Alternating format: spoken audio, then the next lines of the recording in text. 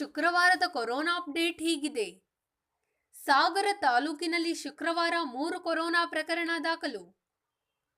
ನಗರ ಪ್ರದೇಶದಲ್ಲಿ 1, ಗ್ರಾಮಾಂತರ ಪ್ರದೇಶದಲ್ಲಿ 2 ಸೋಂಕು ಪತ್ತೆ. ಸಾಗರ ನಗರ ವ್ಯಾಪ್ತಿಯ ನೆಹರು ನಗರ ಮೊದಲ ತೆರುವಿನಲ್ಲಿ 40 ವರ್ಷದ ಮಹಿಳೆಯಲ್ಲಿ ಕಾಣಿಸಿಕೊಂಡ ಸೋಂಕು.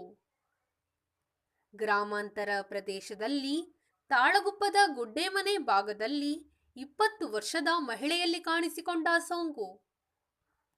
ಭೀಮನೇರಿ ಗ್ರಾಮ ಪಂಚಾಯಿತಿ ವ್ಯಾಪ್ತಿಯಲ್ಲಿ 37 ವರ್ಷದ ಪುರುಷನಲ್ಲಿ ಸೋಂಕು ಪತ್ತೆ. ಸಾಗರ ತಾಲೂಕಿನಲ್ಲಿ ಈತನಕ ದೃಢಪಟ್ಟ ಒಟ್ಟು ಕೊರೋನಾ ಪ್ರಕರಣ 1019. ಸೋಂಕಿನಿಂದ ಚಿಕಿತ್ಸೆ ಪಡೆಯುತ್ತಿರುವವರು 79. ಗುಣಮುಖರಾಗಿ ಮನೆಗೆ ಬಂದವರು 906. ಸೋಂಕಿನಿಂದ ಮೃತಪಟ್ಟವರು 34. ಸಾಗರದಲ್ಲಿ ಶುಕ್ರವಾರ 63 ರ್ಯಾಪಿಡ್ ಟೆಸ್ಟ್ ನಡೆಸಲಾಗಿದೆ. 69 ಮಾದರಿ ಸಂಗ್ರಹಿಸಿ ಜಿಲ್ಲಾ ಪ್ರಯೋಗಾಲಯಕ್ಕೆ ಕಳಿಸಿದೆ. ಧನ್ಯವಾದಗಳು.